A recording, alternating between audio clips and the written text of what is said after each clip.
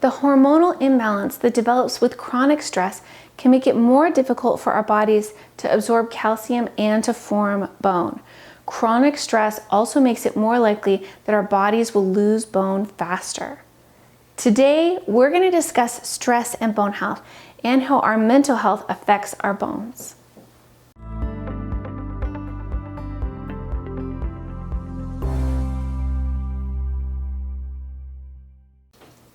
Hi, I'm Sarah, and I'm a nutritional health coach through the Institute for Integrated Nutrition. I'm also a 500-hour trained yoga teacher with additional training that's specific to osteoporosis and yoga. I'm also a BoneFit certified fitness instructor. I'm on a mission to reduce the number of osteoporotic fractures that happen every year, and I'm glad to have you join me in the journey to better bone health. In today's world, we hear about stress all the time. Often it's described as a bad thing, and that we should find ways to cope with stress and to lessen the stress in our lives. Periodically, we also hear that we need a certain amount of stress in our lives and that stress is motivating. So which is it? Because trying to understand what the deal is with stress can feel stressful in and of itself. The truth is that stress comes in different forms, some of which are good for us and other stress not so much. The body's natural stress reaction is actually intended to protect us. It creates a heightened awareness to keep us safe from a dangerous situation, like having a bear stop by and join our picnic. Take a moment and imagine how terrifying it would be to actually have a bear, not a teddy bear, but an actual bear, walk out of the woods towards you while you're sitting on your picnic blanket. Pretty scary. All of our senses would be on high alert, and it would be our first priority to get away as fast as possible. Our body's stress response is designed to help get us out of situations like that one. But sometimes stress can become chronic, and that's where stress can affect our bone health and our health in general. The question, I think, becomes, what is considered normal stress, and when does it switch to being chronic? Normal stress is also referred to as acute stress. This is because it's temporary. It comes on kind of suddenly, and then when the stressful situation passes, then things go back to normal with the stress gone. Some examples of normal or acute stress include speaking in public, being stuck in traffic when you're late and trying to get somewhere, and trying hard to get dinner ready for a group of company whose arrival is imminent. See me on that one. Chronic stress, on the other hand, is long-term. It continues for an extended period of time, even years at a time. With chronic stress, the body remains in a heightened state of alertness for an extended period of time. Picture your fight or flight response staying in action long after you left the bear to finish your picnic. Some potential triggers for chronic stress include being a caregiver for a loved one, having financial problems, having relationship problems, and having an ongoing difficult situation at work. Our bodies release hormones to create a heightened sense of awareness, which is great for a normal type of stress situation. But this can become problematic for our health, both physically and emotionally, when it goes on for an extended period of time. Specifically for bone health, the hormonal imbalance that develops with chronic stress can make it more difficult for our bodies to absorb calcium and to form bone.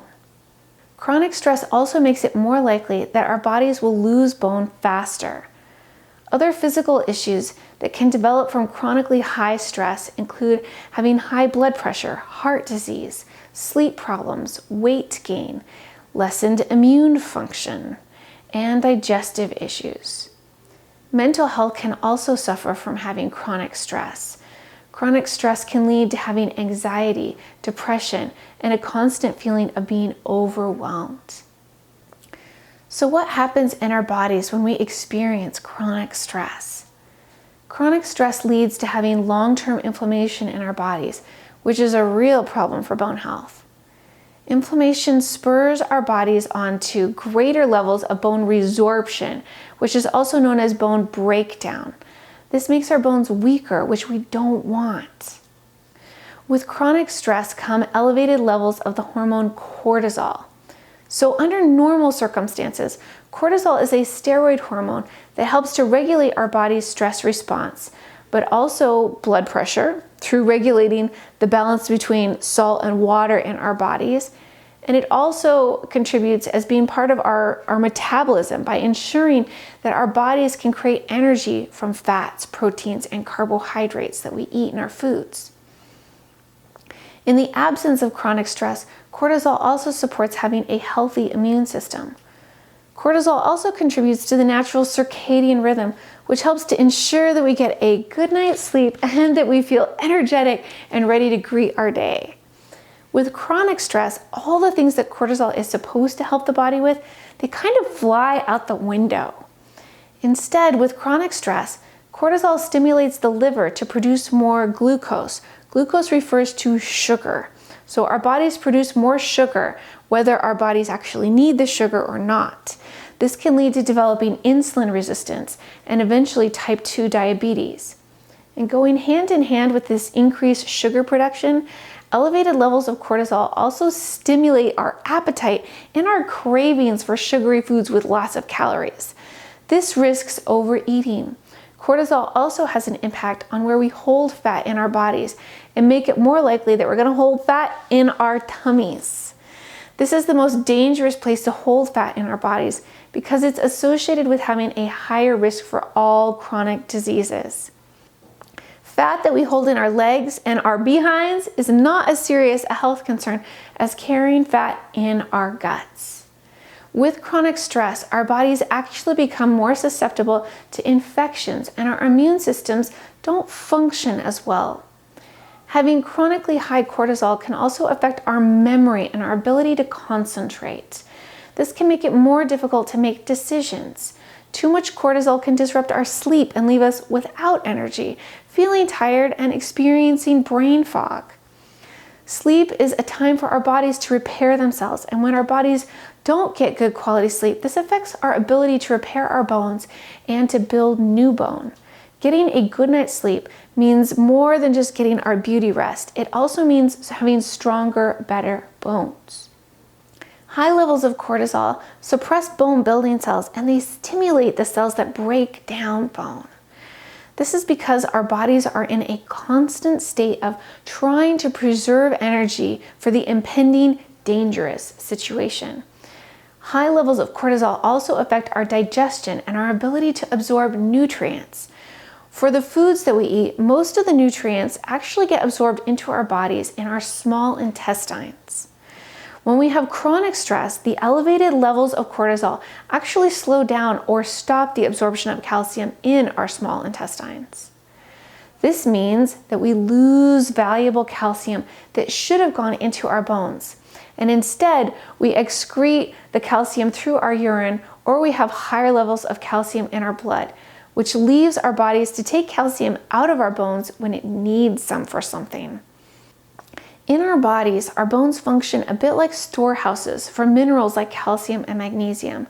It's kind of like if we were to walk over to the kitchen pantry and to get something that we need out of the pantry to make for dinner. Our bodies head over to our bones and then they take what they need from the pantry to ensure that we function at our most basic level. Our bodies use calcium for muscle movement and for nerve communication, not just to keep our bones standing tall and strong. Another negative impact of chronic stress and elevated levels of cortisol is the breakdown of proteins in our muscles. This is actually related to that increase of sugar in our bodies. Sugar function in our bodies as a quick source of energy, and in emergency situations, our bodies are busy working to give us energy, so it makes lots of sugar. With chronic stress, our bodies actually break down our muscles to convert the components into sugar so that our bodies can deal with the emergency. Over time, this can lead to having significant muscle loss and having increased weakness. This is a problem for bone health because in order to have strong, healthy bones, we have to have strong, healthy muscles. When our muscles are strong, they pull on our bones, and this in turn stimulates new bone growth.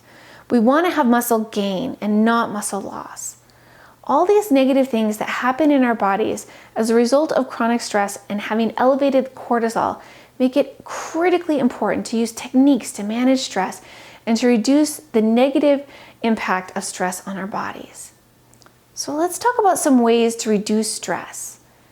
Take from the following list the ideas that are most appealing to you.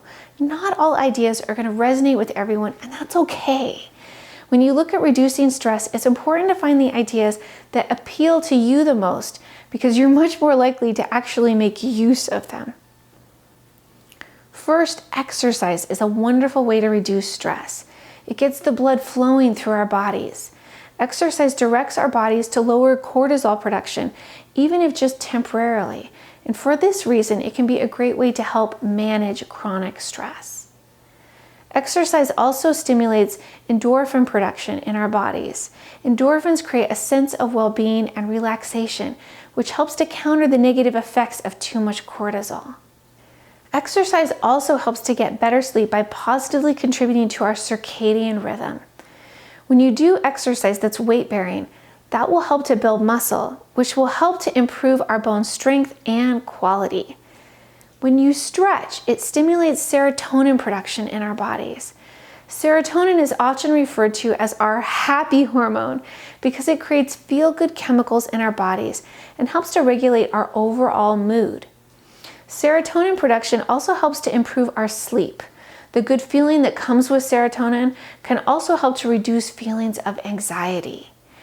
When our nervous system calms down, our brains function better, and we have more natural clarity and less brain fog. Second, try focusing on gratitude. This one might sound really simple, but the act of figuring things out to be grateful for can be incredibly powerful. In my own life, I find that there are several ways of bringing my focus to gratitude that I find helpful. I like to keep a gratitude journal where I write down 3 things that I'm grateful for every day. I like to write these things down before I go to bed at night. You could choose any time of day to do this. I'm just sharing what I've personally found helpful. I also like to end every yoga practice with a moment spent thinking about gratitude. When I teach a yoga class, I tell everyone in the class to take a moment and to picture someone or something that they're grateful for before we close the practice. I also find it helpful to periodically do a loving kindness meditation that focuses on gratitude and love for other people, even the ones that I might struggle with a bit in real life. Third, as a yoga teacher and forever a yoga student, I find that breathwork can be a helpful way to create an immediate sense of calm. There are quite a lot of different breathing techniques that can help to create a sense of calm in our bodies. Today, I'd like to share 3 of my favorites. The first is called 4-7-10 breath. I think this breath becomes more powerful the more that you do it. You only want to repeat this breath cycle up to about 4 times in one go, but if you start doing it consistently every day, it can be an absolutely wonderful experience. I personally use this breath right before I go to sleep at night. It creates a sense of calm that's often helpful for me to settle in and fall asleep. This breath uses a basic principle that whenever your exhale is longer than your inhale, it helps to create a sense of calm in your body. This is true whether you're inhaling and exhaling through your nose, your mouth, or any number of breathing techniques. So the way that this works is to inhale for 4 counts, then hold your breath for 7 counts, and then to exhale slowly for 10 counts. If 10's a bit too much at first, it's okay to start with 8 counts and then work your way up from there. Let's do this together. Go ahead and inhale for 4 counts. Hold your breath for 7.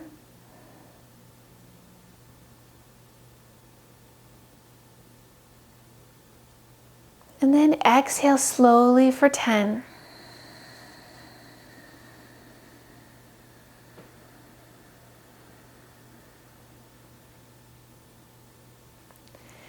Beautiful job. So you could repeat that up to 4 times in one go. I find that it's helpful to do every night before I go to sleep. The next breathing technique that I'd like to share is diaphragmatic breathing or belly breath. This type of breathing engages the diaphragm.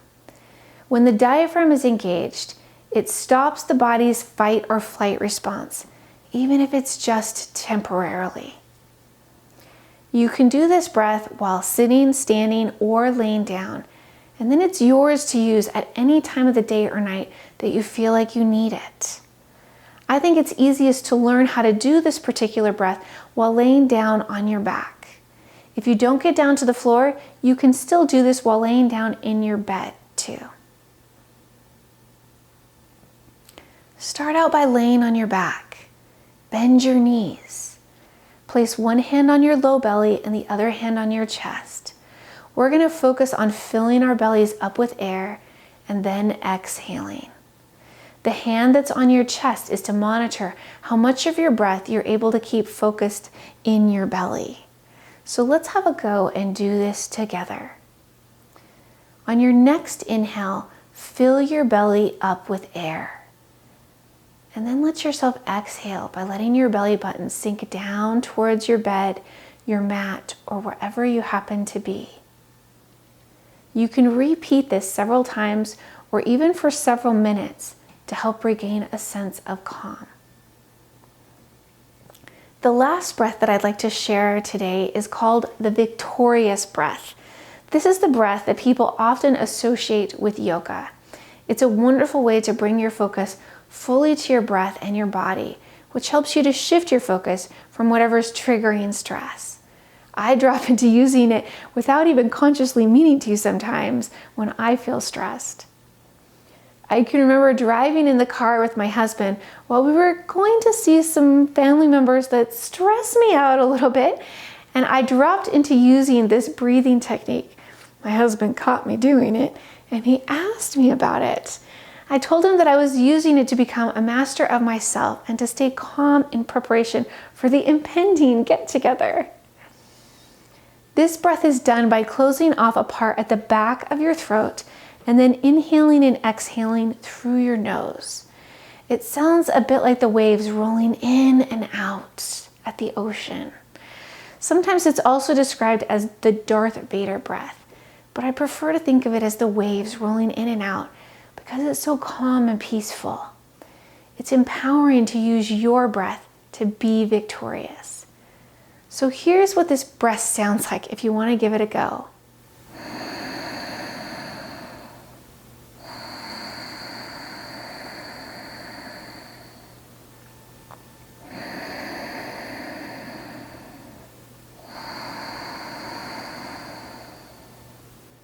We've covered a lot of information about stress and bone health and how our mental health can affect our bones. Experiencing chronic stress hurts our bones in a number of ways, and it's incredibly important to work at managing chronic stress. I've suggested 3 ways to actively manage stress through exercise, having a gratitude practice, and through breath work. I would love to have you share in the comments other ways that you've found to be helpful for reducing stress in your life. And if you found this video helpful, please share it with someone that you know and love. And on that note, I look forward to talking with you soon.